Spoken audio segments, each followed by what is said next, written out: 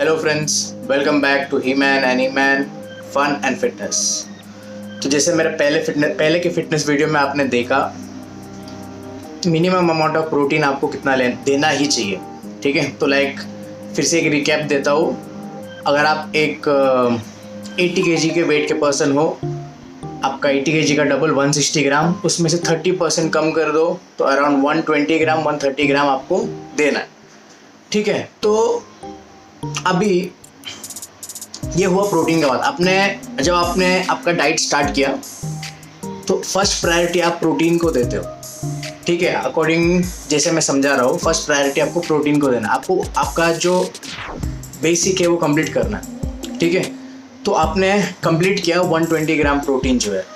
ठीक है, अभी आज मैं बताऊंगा फैट्स और कार्बोहाइड्रेट आपको कितना लेना चाहिए और कैसे लेना चाहिए। ठीक है, तो अभी मैं एक एग्जांपल बता रहा हूँ। सेम 80 kg का पर्सन, मैंने कैलकुलेशन किया है। अभी वो 80 kg के जो आदमी है, अगर उसको 2000 कैलोरी का डाइट रखना है, 2000 कैलोरीज का डाइट रखना है अगर, तो अभी प्रोटीन जो उसको रिक्वायर्ड है, वो फर्स्ट कैलकुलेशन उसको प्रोटीन का करके वो 120 ग्राम प्रोटीन मिनिमम देना है उसको। ठीक है, तो 120 ग्राम प्रोटीन से उसका आता है 480 कैलोरीज।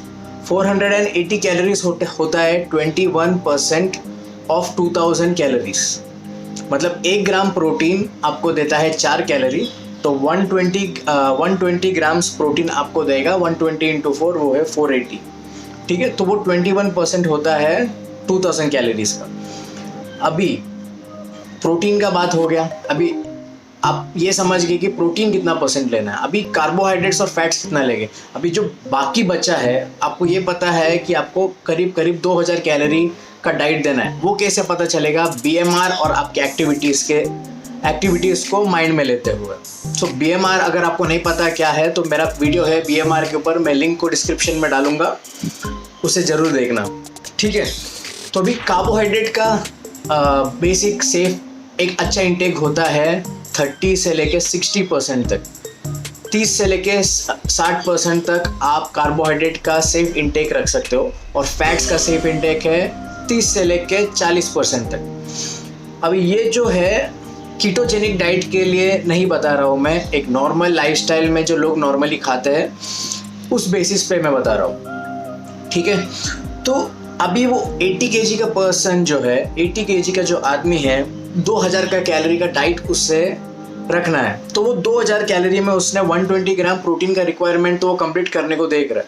ठीक है, अभी 120 ग्राम प्रोटीन है, 480 कैलोरीज, वो है 21%। अभी बाकी बचता है 79%। अभी ठीक है, अभी 79% में से मैं एम करता हूँ 50% कार्बोहाइड्रेट से निकालने के लिए। 50% मुझे कार्बोहाइड्रेट से निकालना है, तो 50% सिंपल हो गया 1000 कैलोरीज। तो इसका मतलब ये है कि 1000 कैलोरी आपको कार्बोहाइड्रेट से देना है, और देना है।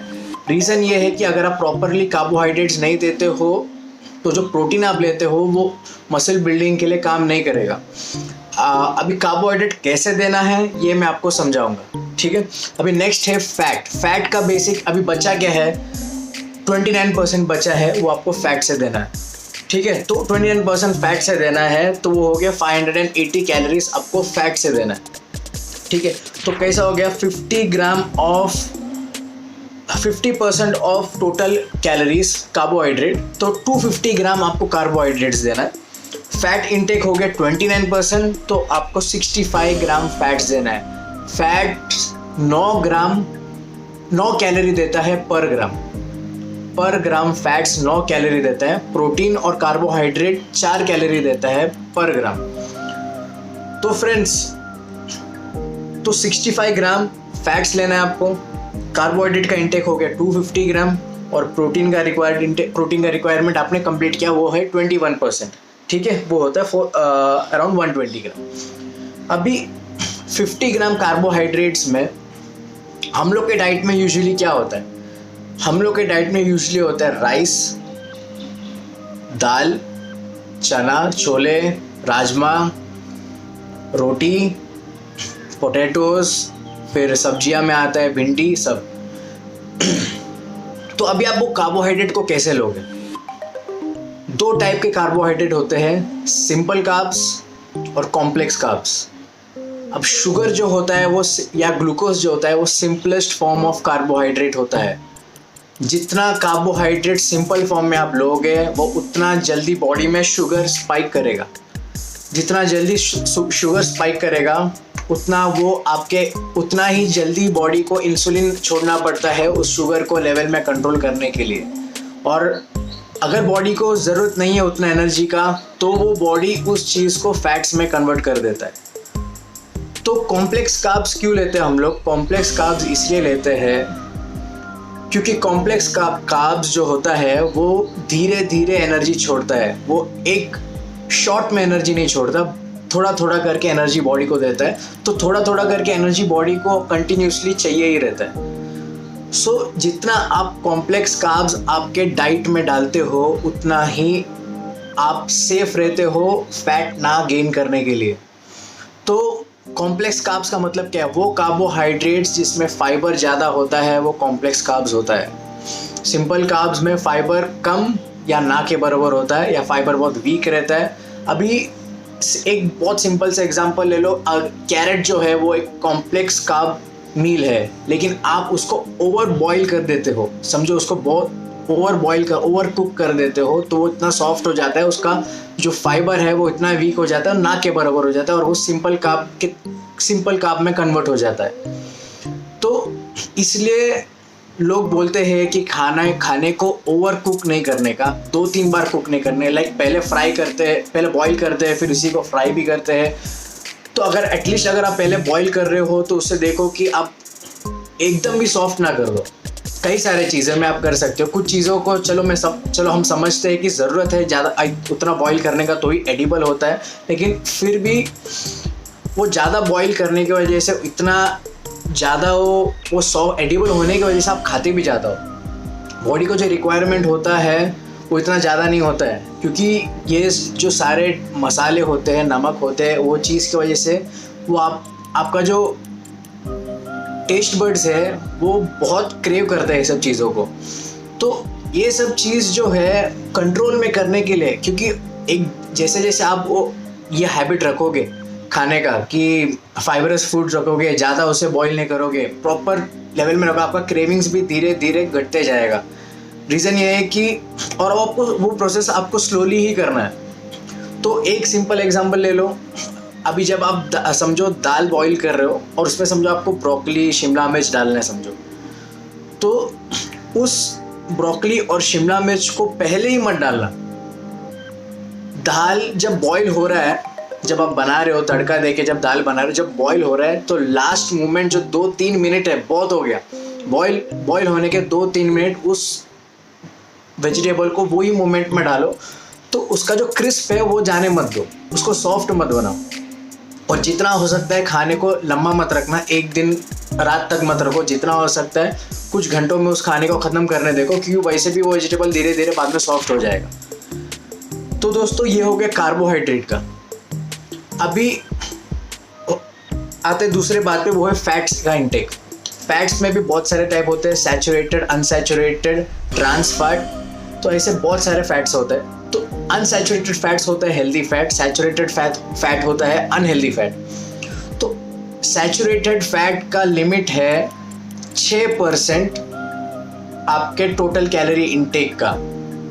सो 6% क्या हो गया? 1000 का 6% हो गया 60, तो 120 हो गया 2000 का, तो 120 कैलोरी अगर आप डिवाइड करोगे 9 से तो अराउंड 13 ग्राम के करीब कुछ आएगा। सो 13 ग्राम फैट 13 ग्राम सैचुरेटेड फैट आप ले सकते हो सेफली। सैचुरेटेड फैट खराब होता है हेल्थ के लिए, तो सैचुरेटेड फैट होता है अनहेल्दी फैट, और उसको आप मैक्सिमम 6% तक ले सकते हो आपका टोटल कैलोरी इंटेक का।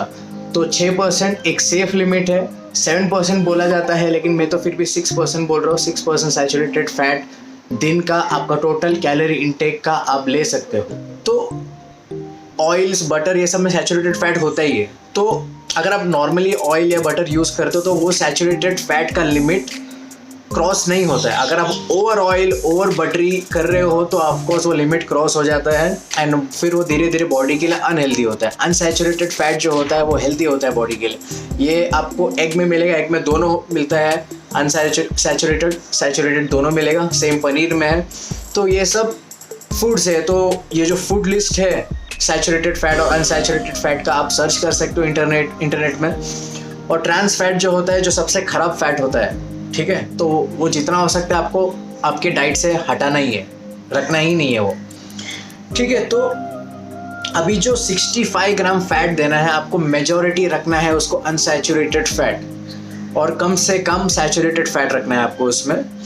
और जो अगर आप सोच रहे हो फैट कम से कम देना है, ऐसा नहीं है, फैट देना ही है आपको, क्योंकि फैट में फैट सॉल्युबल विटामिन्स होते हैं जो आपके डाइटरी इनटेक को, आपके बॉडी के नीड्स को कंप्लीट करता है। और बाकी फैट भी बहुत काम करता है, ठीक है। तो इस तरीके से आप एक डाइट प्लान कर सकते हो या फिर आप एक डाइट बना सकते हो बिना सप्लीमेंट्स के। तो जैसे 80 kg का आदमी 160 ग्राम प्रोटीन देना है, वो उसका रिक्वायरमेंट है, लेकिन कम करके हम उसको 120 ग्राम तक कैसे भी करके उसे देना है। आपको कैसे भी करके वो 120 ग्राम रिक्वायरमेंट पहले कंप्लीट करना है, ठीक है। और अगर आप ज़्यादा प्रोटीन दे सकते हो, 160 कंप्लीट कर सकते हो तो बेस्ट है, लेकिन जितना हो सकता है प्रोटीन का प्योर फॉर्म में देना है। क्योंकि आप जैसे पनीर एग्स को प्रोटीन में बढ़ाओगे तो कहीं ना कहीं फैट्स भी बढ़ रहा है, तो वो आपको देखना है कि वो लिमिट क्रॉस ना हो। अगर आप एग वाइट्स ले रहे हो तो प्योर प्रोटीन हो गया, अगर आप लेंटिल्स बढ़ा रहे हो तो प्रोटीन के साथ कार्ब्स भी बढ़ रहा है। तो हर चीज़ में आपको एक स्टडी रखना बहुत ज़रूरी है, तो ठीक है। तो जैसे मैं कंटिन्यू कर रहा हूँ, सो 120 ग्राम अगर समझो आप कंप्लीट कर रहे हो तो आपने आपका प्रोटीन का रिक्वायरमेंट कंप्लीट कर दिया। अभी कार्बोहाइड्रेट से जो रिक्वायरमेंट आता है वो है 50% ऑफ योर डेली इंटेक। जो 2000 कैलोरीज का 50% है वो है 1000 कैलोरीज। 1000 कैलोरीज आपको कार्बोहाइड्रेट से देना है। तो अभी आप कैलकुलेट करोगे तो आप जो प्रोटीन के मील लेते हो कुछ उसमें से कार्ब्स आ जाएगा। फिर आता है फैट्स, जो है वो है सेफ है 20 to 40%, तो 29% जो बच रहा है आपको फैट से देना है। तो फैट्स में आपको मेजॉरिटी अनसैचुरेटेड फैट रखना है, कम से कम सैचुरेटेड फैट रखना है। ट्रांस फैट वो सब आपको जितना हो सकता है नहीं करना। कोलेस्ट्रॉल जो होता है वो बॉडी के लिए ख़राब नहीं होता, ये ध्यान में रखना। सैचुरेटेड फैट बॉडी के लिए ख़राब होता है। कोलेस्ट्रॉल वैसे भी हर खाने में आपको बहुत कम ही मिलता है और वो शरीर के जितना वो क्वांटिटी में मिलता है वो ख़राब नहीं होता है आपके बॉडी के लिए, ठीक है। तो एक रिकैप में 1000 कैलोरीज, तो 250 ग्राम कार्बोहाइड्रेट्स जाएगा आपके बॉडी के अंदर। तो वो रोटी से, तो ये ध्यान रखना जितना हो सकता है सैलड्स इम्प्रूव करो आपके डाइट में, इंक्रीज़ करो आपके डाइट में। रोटी जैसे कार्बोहाइड्रेट में अगर आप चावल ज़्यादा ले रहे हो तो चावल कम करो। छोले, राजमा, ये सबको ओवर कुक ना करते हुए थोड़ा सा उसको क्रंची टाइप रखना, एकदम भी स्मैश ही मत बनाना उसको, ठीक है। फिर फैट इनटेक में आप बटर ऑयल तो आप यूज़ करोगे, ठीक है। तो आपको देखना है कि अगर आप 15 ग्राम बटर डाल रहे हो तो कितना कैलोरीज दे रहा है, अगर आप उतना ही ऑयल डाल रहे हो तो कितना कैलोरीज दे रहा हो, दिन में कितना कैलोरीज फैट से जा रहा है। और उसके ऊपर अगर आप जब एग्स खा रहे हो या पनीर खा रहे हो तो उसके थ्रू भी आपको फैट्स आ रहा है, तो वो भी आपको एक कैलकुलेशन रखना है। बहुत सिंपल है, आप लोग को बस नेट में जाना है, पनीर का न्यूट्रिशन फैक्ट डालना है, एग्स का न्यूट्रिशन फैक्ट डालना है, बटर का न्यूट्रिशन फैक्ट डालना है, उसका लिस्ट आ ही जाता है। और बहुत सिंपल है, आप सिंपली कैलकुलेट कर सकते हो। मैं वीडियोस भी ज़रूर बनाऊंगा इसके ऊपर। तो ठीक है दोस्तों, अगर आपको एक अच्छा आइडिया है प्रोटीन, कार्बोहाइड्रेट और फैट्स को कैसे बैलेंस करना है, अगर आपने कुछ सीखा है वीडियो से, तो मेरा वीडियो को शेयर करना, सब्सक्राइब करना क्योंकि सब्सक्राइब करना फ्री है, और बेल आइकन दबाना अगर आपको लग रहा है कि मेरा वीडियोस आपको काम आ रहा है तो नेक्स्ट वीडियो आने तक टेक केयर, बाय।